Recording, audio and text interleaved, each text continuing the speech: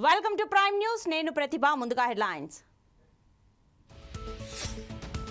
6 నెలల్లో కాంగ్రెస్ నిజ స్వరూపం బయటపడింది. హామీలు ఇవ్వడమేనా అంటూ ప్రశ్నించిన హరీష్ రావు.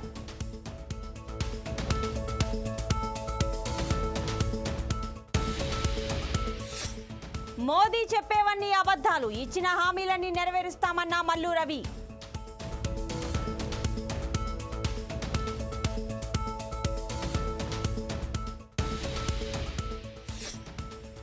లూజ్ పెట్రోల్, పేలుడు పదార్థాలపై తాత్కాలిక నిషేధం. ఏపీలో ఉద్రిక్త పరిస్థితుల నేపథ్యంలో ఈసీ చర్యలు.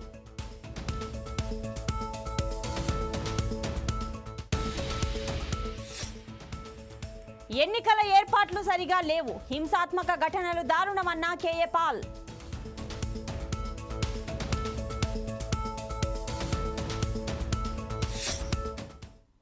రైట్, ఇక డీటెయిల్స్ చూస్తే తెలంగాణ వచ్చిన తరువాత జరిగిన ఎన్నికల్లో కనీసం ఒక్కసారైనా కాంగ్రెస్ పార్టీ విద్యార్థి నాయకులకు అవకాశం ఇచ్చిందా అని ప్రశ్నించారు కేటీఆర్. ఉస్మానియా యూనివర్సిటీ, కాకతీయ యూనివర్సిటీ విద్యార్థి నాయకుడికి ఎన్నికల్లో నిలబెట్టలేదన్నారు. తెలంగాణ ఉద్యమానికి విద్యార్థి నాయకులు చేసిన కృషిని బీఆర్ఎస్ గౌరవిస్తుందన్నారు. బీఆర్ఎస్ విద్యార్థి నాయకులను ఎంపీ, ఎమ్మెల్యే, మేయర్, కార్పొరేషన్ చైర్మన్లుగా చేసింది బీఆర్ఎస్ పార్టీ అని తెలిపారు. ఇక కాంగ్రెస్ పార్టీ విద్యార్థి నిరుద్యోగులకు చేసిందేమీ లేదన్నారు కేటీఆర్. 2018లో 2023లో ఒక్కడన్నా కేయూ విద్యార్థి కానీ ఓయూ విద్యార్థి కానీ టికెట్ ఇచ్చిర్రా? అదే మన పార్టీ బీఆర్ఎస్ పార్టీ. ఇక్కడే ఉన్నాడు మా తమ్ముడు గ్యాదర్ కిషోర్, ఓయూ నుంచి వచ్చిన తమ్ముడు 2 సార్లు ఎమ్మెల్యే చేసింది. బాల్కా సుమన్ పెద్దపల్లి ఎంపీ అయిండు, ఆ తర్వాత ఎమ్మెల్యే అయిండు, తర్వాత ప్రభుత్వ విప్ అయిండు. బొద్దు రామ్మోహన్ మొన్నటిదాకా మనతో ఉండే వారి విద్యార్థి ఉస్మానియా నుంచి వస్తే ఆయన తీసుకుపోయి బ్రహ్మాండంగా హైదరాబాద్ మేయర్ చేసింది. బాబా ఫస్యుద్దీన్ అనే మరొక విద్యార్థి డిప్యూటీ మేయర్ చేసింది. కరీంనగర్ జెడ్పీ ఉపాధ్యక్షుడు తమ్ముడు సిద్ధం వేణు ఇలా జెడ్పీ ఉపాధ్యక్షుడు. ఇట్లా కార్పొరేషన్ చైర్మన్లు లెక్క తీసుకుంటే బోలెడు మంది, ఇంకో 10-15 మంది ఉన్నారు. ఓయూ విద్యార్థులైనా కేయూ విద్యార్థులైనా మేము మాటల్లో వాళ్ళ మీద ప్రేమ ఒలకపోయలేదు. చేతల్లో ప్రభుత్వంలో ఉండి మేము వాళ్ళని ఎమ్మెల్యేలుగా, ఎంపీలుగా, చట్టసభలకు చైర్మన్లుగా, కార్పొరేషన్లకు రకరకాలుగా గౌరవించింది బీఆర్ఎస్ పార్టీ. ఇలా నువ్వు మాట్లాడే సొల్లు మాటలు, ఇలా కేయూ మీద, ఓయూ మీద నీకు చిత్తశుద్ధి ఉంటే, ప్రేమ ఉంటే నేను అడుగుతున్నా కాంగ్రెస్ పార్టీ నాయకులారా, ఎందుకు ఇయ్యలే మీరు విద్యార్థి నాయకులకు టికెట్లు? ఎందుకు విద్యార్థుల ప్రాణాలు తీసిండ్రు? ఎందుకు ఓయూలో మీరే కదా ఆనాడు లాఠీలు కరాల నృత్యం చేస్తుంటే విద్యార్థుల ఈపుల మీద ఆనాడున్న ప్రభుత్వం ఎవరిది? కాంగ్రెస్ కాదా? అసలు తెలంగాణను అడ్డుకున్నది దాదాపు 20-25 ఏళ్ళు సతాయించింది. వేల మంది సావులకు, విద్యార్థుల సావులకు కారణమైంది కాంగ్రెస్ పార్టీ కదా? ఇలా కాంగ్రెస్ వచ్చి మనకు చెప్తాడా? అంతకులే సంతాపం చెప్పినట్టు కాంగ్రెస్ వాళ్ళు వచ్చి ఇలా కేయూ గురించి. గాంధీ భవన్ లో మీడియా సమావేశం నిర్వహించింది కాంగ్రెస్ పార్టీ. హిట్లర్ కేబినెట్ లో గోబెల్ ఉన్నట్లే మోడీ కేబినెట్ లో కిషన్ రెడ్డి ఉన్నారని విమర్శించారు మల్లు రవి. మోడీ చెప్పేవన్నీ అబద్ధాలని చెప్పారు రవి. ఆగస్టు 15 లోపే రైతు రుణమాఫీ 2 లక్షలు చేస్తామన్నారు. సీఎం రేవంత్ రెడ్డి ఇచ్చిన హామీని తప్పక నెరవేరుస్తారని స్పష్టం చేశారు. ఇక దేశంలో కాంగ్రెస్ హవా కొనసాగుతోందన్నారు. తెలంగాణ ఇచ్చిన సోనియాకు కృతజ్ఞత చూపాలన్నారు. మొత్తం ఒకటే పని చేయాలి. యుద్ధంలో ఎక్కడైనా ఓడిపోతే గెలిచామని చెప్పాలి. అది ప్రభుత్వ సంస్థల ద్వారా చెప్పాలి. ఆ రకంగా ఒకటోసారి, రెండోసారి, మూడోసారి, నాలుగోసారి ఆ గోబెల్ హిట్లర్ క్యాబినెట్లో ఉన్నంతకాలం అబద్ధాలను నిజంగా ప్రజలను నమ్మించడానికే ఆయన మంత్రి పదవులు ఉండే. ఈ మధ్య కాలంలో కిషన్ రెడ్డి గారు బీజేపీ ప్రెసిడెంట్గా ఉండి నిన్న మొన్నటి వరకు, ఎన్నికలు అయ్యేంత వరకు బీజేపీ అభ్యర్థిలాగా, ఒక బాధ్యత కలిగిన మంత్రిలాగానే మాట్లాడారు. మొన్న జరిగిన ఎన్నికల్లో కాంగ్రెస్ పార్టీ గెలిచి రేవంత్ రెడ్డి గారు ముఖ్యమంత్రి అయిన తర్వాత పైన ప్రధానమంత్రిగా ఉన్న మోడీ, అంటే ఆనాడు హిట్లర్ ఏ రకంగా గోబెల్ని మంత్రిగా ఏర్పాటు చేశాడో, ఇప్పుడు మోడీ కిషన్ రెడ్డి కూడా ఆదేశాలు ఇచ్చినట్టుగా ఉంది. ప్రతిరోజు రేవంత్ రెడ్డి గారిని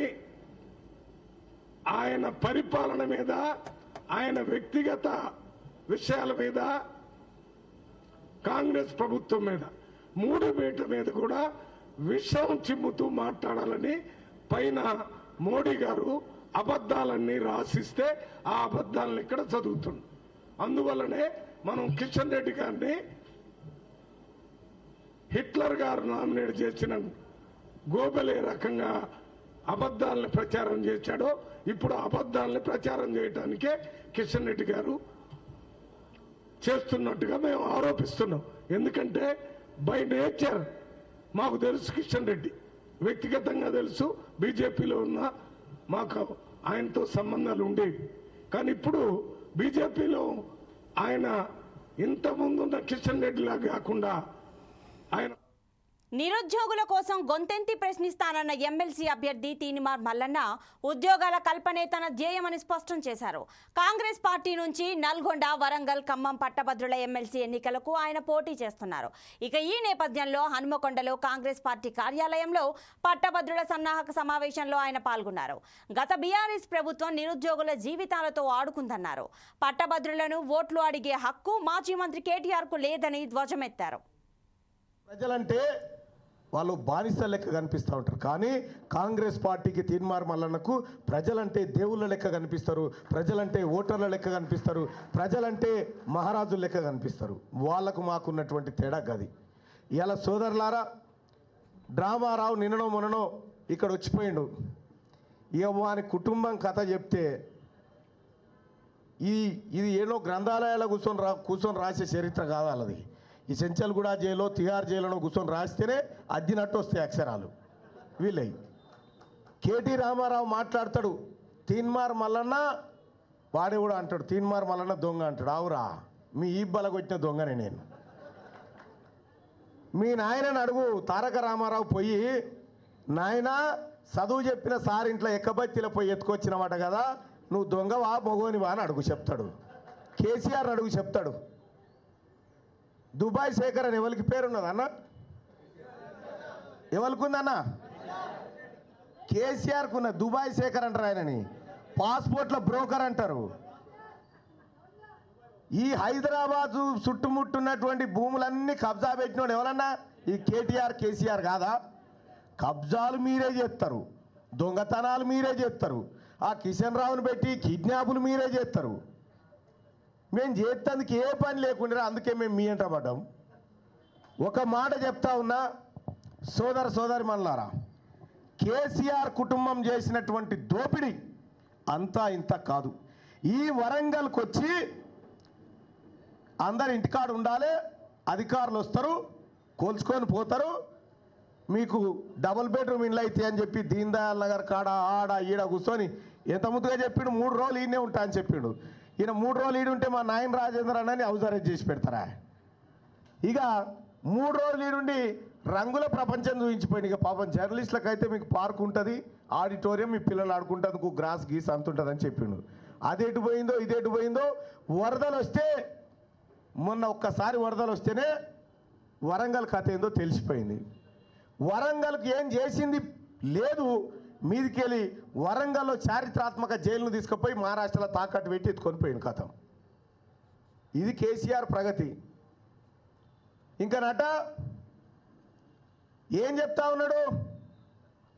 తీన్మార్ మల్లన్నకు కాంగ్రెస్ పార్టీ మా నాయకత్వం ఎమ్మెల్సీ టికెట్ ప్రకటించిన తర్వాత చాలా చర్చ అయింది.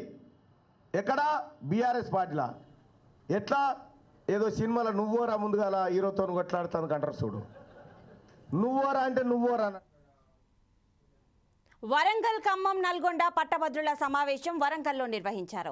ఈ సమావేశానికి మాజీ మంత్రి ఈటెల రాజేందర్, బీజేపీ ఎమ్మెల్సీ అభ్యర్థి గుజ్జల ప్రేమేందర్ రెడ్డి పాల్గొన్నారు.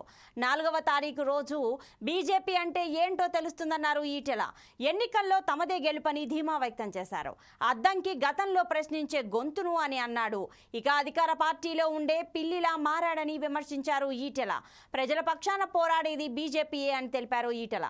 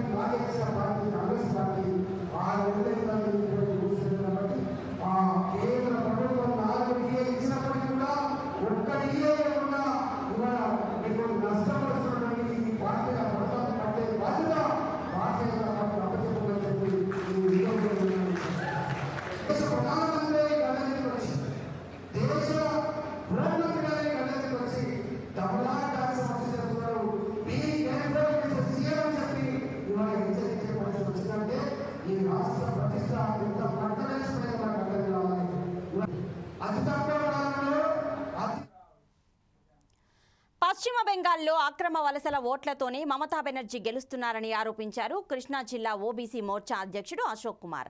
మతతత్వ రిజర్వేషన్లు కల్పిస్తూ ఇన్నాళ్లు అధికారంలో ఉంటూ న్యాయస్థానాల తీర్పును గౌరవించకుండా అమలు చేస్తామనడం సరికాదని ధ్వజమెత్తారు. జ్యోతిరావు పూలే, సావిత్రిబాయి పూలే విగ్రహాలకు నివాళులర్పించారు స్థానిక బీజేపీ నేతలు.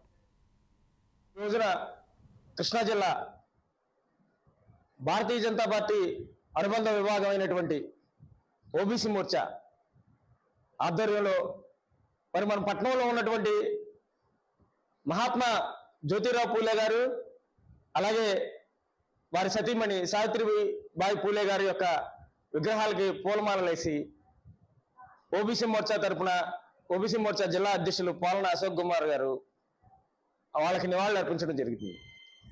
ఈ రోజున మరి ఈ కార్యక్రమం చేయడానికి ముఖ్య కారణం, మన దేశంలో పశ్చిమ బెంగాల్ అనే రాష్ట్రానికి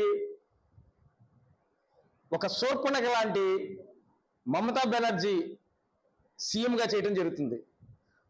ఆవిడ ఒక్క అధికారం మాత్రమే లక్ష్యంగా పనిచేస్తూ పశ్చిమ బెంగాల్ని అతలాకుతలం చేస్తూ దేశ దిమ్మరులైనటువంటి బర్మా నుంచి, బంగ్లాదేశ్ నుంచి భారతదేశంలోనికి చొరబాటుదారులైన రోహింగ్యాలకి మరి అక్కడ వాళ్ళకి భారతదేశ పౌరసత్వం లేకపోయినా కూడా వాళ్ళకి బీసీ సర్టిఫికెట్లు ఇచ్చి ఓబీసీ కింద వాళ్ళని పరిగణిస్తూ వాళ్ళ ఓట్ల కోసం అని చెప్పి పశ్చిమ బెంగాల్లో ఉన్న బీసీలకు అందరికీ కూడా అవమానకరమైన రీతిలో మమతా బెనర్జీ గారు పరిపాలన చేయడం జరుగుతుంది. మరి ఆ విధానం ద్వారా పశ్చిమ బెంగాల్లో ఉన్న మరి వెనుకబడిన తరగతులన్నీ కూడా ఈ రోహింగ్యా ముస్లింలు రిజర్వేషన్లో చాలా వాటాని వాళ్ళకి వెళ్ళటం వల్ల అక్కడ ఉన్న ఓబీసీ సోదరులందరూ కూడా ఇబ్బంది పడుతున్నారు. ఈ ఇబ్బందిని గమనించిన భారతీయ జనతా పార్టీ మమతా బెనర్జీ యొక్క నిర్ణయాన్ని వ్యతిరేకిస్తూ పశ్చిమ బెంగాల్ హైకోర్టులో దావా వేయడం జరిగింది. మొన్న 4 రోజుల నాడు హైకోర్టు మమతా బెనర్జీ పశ్చిమ బెంగాల్ గవర్నమెంట్కి ముట్టికాయలు వేస్తూ రోహింగ్యాలకి దేశ దిమ్మరులు, చొరబాటుదారులు, భారతదేశ పౌరసత్వం లేనటువంటి రోహింగ్యా ఏపీలో ఎన్నికల విధులు సజావుగా కొనసాగలేదని హైకోర్టులో పిటిషన్ దాఖలు చేశారు కేఏ పాల్. స్ట్రాంగ్ రూమ్ల వద్ద సీసీ కెమెరాలు ఎందుకు సరిగ్గా ఏర్పాటు చేయలేదని ప్రశ్నించారు. 2019లో ఇచ్చిన వెబ్ లింక్స్ ఎందుకు ఇవ్వడం లేదన్నారు. ఒక స్ట్రాంగ్ రూమ్ ఎస్కోటలో ఎందుకు పెట్టారని అనుమానం వ్యక్తం చేశారు. పిన్నెల్లి రామకృష్ణ అనే ఒక ప్రజా ప్రతినిధి బ్యాలెట్ బాక్సును పగలగొట్టడం, హింసాత్మక ఘటనలు చెలరేగడం దారుణమన్నారు. That is 23rd May 2024, I filed a writ petition number 12126 of 2024. Matter prepared, matter was listed, arguments took place in the Honorable Andhra Pradesh High Court 20 against the Election Commission and its failures in the state of Andhra Pradesh, especially in Visakhapatnam parliamentary constituency. The Honorable High Court has already passed the orders uploaded in the link, and I'll be sending my petition along with the orders to all the media reporters and public as well. Though it is not a public interest litigation, as a member of Parliament candidate Visakhapatnam, as a Praja Shanti Party president, I filed, and here is the order. Honorable Justice Sri Rubareddy Sati Ji heard Sri Dr. K.A. Paul, learned party in person, and Sri Sivadarshan Standing Counsel appearing for respondent 1 and 3. Sri Dr. K.A. Paul, learned party in person, would submit that he is the president of Praja Shanti Party and also contested as member of parliament for Visakhapatnam constituency. The grievance of the petitioner is that the respondent authorities are not providing adequate security arrangements that is CCTVs on all sides of the strong rooms.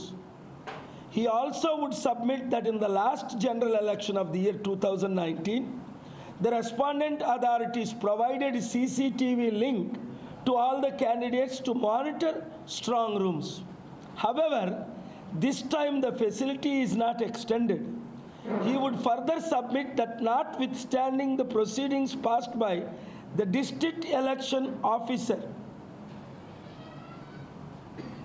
dated 14/5/2024, RC number 185/2024 H1, either Srikakulam జిల్లా పలాసలో ఓ ఇంట్లో అర్ధరాత్రి దుండగులు చోరీకి పాల్పడ్డారు. అలివేణి అనే మహిళ తన ఇంట్లో లేదని గమనించిన దొంగలు అర్ధరాత్రి తాళాలు పగలగొట్టి లోనికి చొరబడ్డారు. 2 అల్మారాలను పగలగొట్టి 40 తులాల బంగారు ఆభరణాలు, వెండి వస్తువులు, 18,000 రూపాయల నగదు ఎత్తుకెళ్లారు. తన కుమార్తె వివాహం కోసం దాచుకున్న ఆభరణాలను దోచుకెళ్లారని బాధితురాలు వాపోయారు. కేసు నమోదు చేసుకున్న కాశీబుగ్గ పోలీసులు సేకరించిన వేలిముద్రల సహాయంతో దర్యాప్తు చేస్తున్నారు. అలివేణి సార్, మాది రోటరీ నగరు. నేను రాత్రి నిన్న ఫీల్డ్కి వెళ్ళి అటు నుంచి మా సొంత ఊరు హరిదాస్పురం వెళ్ళిపోయాను సార్. రాత్రి అక్కడ ఉండిపోయాను. ఉదయం లేచి ఇల్లు తలుపులు తీసుంటే ఫోన్ చేశారు. వచ్చాను సార్. చూసేసరికి ఎదురువన్నీ లాకులు కొట్టేసి, ఆ లోపల బీరువా లాకులు కొట్టేసి 40 తులాలకు పైబడి బంగారం పోయింది సార్. వెండి 10 తులాలు ఇలా పోయింది సార్. డబ్బులు 18,000 రూపాయలు పోయాయి సార్. నేను వచ్చేసరికి అన్నీ తీసేసి ఉన్నాయి సార్. మొత్తం ఇటువంటి అన్నీ చాలా చెదిరైపోయినాయి sir. Diamond necklace, diamond rings, diamond bracelets, diamond కొన్ని వాల్యూ సుమారు 10-15 లక్షల డైమండ్ వాల్యూ సార్. ఎక్కడికి వెళ్ళారమ్మా రాత్రి? నేను హరిదాస్పురం వెళ్ళాను సార్. మా సొంత ఊరు హరిదాస్పురం వెళ్ళాను సార్. ఒక నైటే సార్. నిన్న మధ్య ఉదయమే ఇక్కడ పావుతొక్క వేడికి బయలుదేరి వెళ్ళాను సార్. ఫీల్డ్ చూసుకొని 9:30 కల్లా మా ఊరు చేరాను సార్. నిజామాబాద్ జిల్లాలో ట్రాన్స్జెండర్లకు ప్రభుత్వ ఆసుపత్రిలో ఓపీ సేవలు అందుబాటులోకి వచ్చాయి. జిల్లాలోని ప్రతి ఒక్క ట్రాన్స్జెండర్లు ఈ అవకాశాన్ని సద్వినియోగం చేసుకోవాలని జిల్లా ప్రధాన న్యాయమూర్తి సునీత కుంచాల కోరారు. జిల్లా కేంద్రంలోని ప్రభుత్వ ఆసుపత్రిలో 2వ అంతస్తులో ట్రాన్స్జెండర్ల ప్రత్యేక ఓపీ క్లినిక్ను ఆమె ప్రారంభించారు. ట్రాన్స్జెండర్లు నిత్యం ఎన్నో రకాల ఆరోగ్య సమస్యలతో ఇబ్బంది పడుతున్నారన్నారు. ట్రాన్స్జెండర్స్ అనే వాళ్ళని మనం సొసైటీ ఇంతకు ముందు అంటే వెలివేసినట్టుగా చూసేది. ఇప్పుడు వాళ్ళ ప్రకారంగా గౌరవప్రదంగా కూడా చాలామంది చూస్తున్నారు. చాలామంది చదువుకుంటున్నారు, మంచి మంచి ఉద్యోగాల్లో కూడా ఉన్నారు. సో మనం చూసుకున్నట్టయితే ఆ కమ్యూనిటీ నుంచి జిల్లా కోర్టులో 2 అపాయింట్ చేశారు. అండ్ మన గవర్నమెంట్ హాస్పిటల్లో కూడా ఒకరు వర్క్ చేస్తూ ఉన్నారు.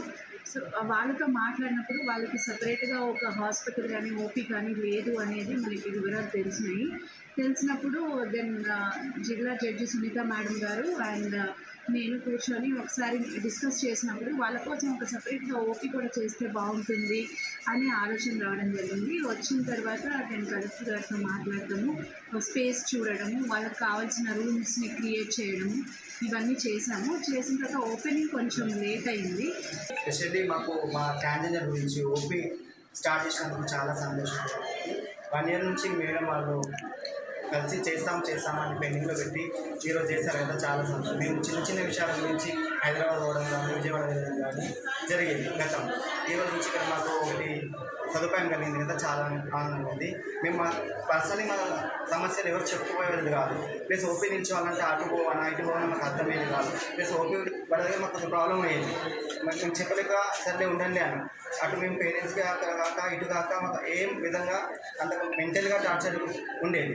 ఫిజికల్గా మళ్ళీ సైకాలజిస్ట్ మాకు ఒక రూమ్ ఇచ్చారు పక్కన, అది కూడా సంతోషం. ఎందుకంటే సైకోబద్ధంగా మాకు ఏ మెంటల్ టెస్ట్ ఉన్నాయి కాబట్టి మేడం మాకు ఎగ్జామినేషన్ హాల్ పక్క ఇచ్చారు, అది సంతోషము. మహబూబ్ నగర్ జిల్లా జడ్చెర్ల మండలం గోప్లాపూర్ గ్రామంలో పోలీస్ అధికారులు తనిఖీలు నిర్వహించారు. ఈ నేపథ్యంలో ఓ ఇంట్లో అక్రమంగా నిల్వ ఉంచిన సుమారు 3 క్వింటాల 20 కేజీల నకిలీ BT3 పత్తి విత్తనాలను స్వాధీనం చేసుకున్నారు. కాగా గుంటూరు ప్రాంతం నుంచి దిగుమతి చేసుకుని అక్రమంగా పత్తి విత్తనాలను నిల్వ ఉంచుతున్నారన్నారు. ఇక ఇందులోని 2 నిందితులు ప్రభాకర్ రెడ్డి, సుధాకర్ రెడ్డిలను అదుపులోకి తీసుకున్నారు పోలీసులు. ఎవరైనా నకిలీ విత్తనాలను అమ్మితే వారిపై చట్టపరంగా చర్యలు తీసుకుంటామన్నారు పోలీసులు. నిన్న గురువారం రోజు అర్ధరాత్రి సమయంలో పోలీసు మరియు అగ్రికల్చర్ డిపార్ట్మెంట్ బోత్ టీమ్స్ కలిసి గోకులాపూర్ గ్రామం జడ్చర్ల మండలంలో ఇట్లా కల్తీ పత్తి విత్తనాలు అమ్ముతున్న సమాచారం మేరకు రైడ్ చేయగా ప్రభాకర్ రెడ్డి అనే వ్యక్తి దగ్గర మరియు సుధాకర్ రెడ్డి అనే వ్యక్తి దగ్గర నియర్లీ 320 kgs పత్తి విత్తనాలు, నకిలీ పత్తి విత్తనాలు పట్టుకోవడం జరిగింది. వీటి విలువ అందాజా 3.5 లక్షల వరకు ఉంటుంది. సో వాటిని సీజ్ చేసి తీసుకొచ్చాము. తర్వాత వాటిని టెస్ట్ ల్యాబ్కు పంపించి ల్యాబ్కు పంపించడం జరిగింది. దీంట్లో agriculture department and police department ఇద్దరు సహకారంతో ఇది చేయటం జరిగింది. ఈ మహబూబ్నగర్ జిల్లాలో నకిలీ పత్తి విత్తనాలని అరికట్టడం కోసము కలెక్టర్ ఎస్పీ గారి ఆధ్వర్యంలో టోటల్గా ఒక 15 మండల్ టీమ్స్ మరియు ఒక డిస్ట్రిక్ట్ టీము ఏర్పాటు చేయటం జరిగింది. వీటికి సిఐలు, ఎస్ఐలు మరియు అగ్రికల్చర్ ఏఈఓస్ అంతా సంయుక్తంగా కలిసి అరికట్టడం కోసము మేము ప్లాన్ చేస్తున్నాము. ఇందులో భాగంగా ఎక్కడైతే బయట పొరుగు రాష్ట్రాల నుంచి, పొరుగు ప్రదేశాల నుంచి వస్తున్నాయో అక్కడ చెక్ పోస్టులు ఏర్పాటు చేస్తున్నాము. తర్వాత ఈ నకిలీ పత్తి విత్తనాలు కొనకుండా ఏది నకిలీ, ఏది నిజమైంది అనే దాని గురించి అవేర్నెస్ క్యాంప్స్ కూడా అగ్రికల్చర్ డిపార్ట్మెంట్ వాళ్ళ సహకారంతో అది కూడా మనం చేస్తున్నాము.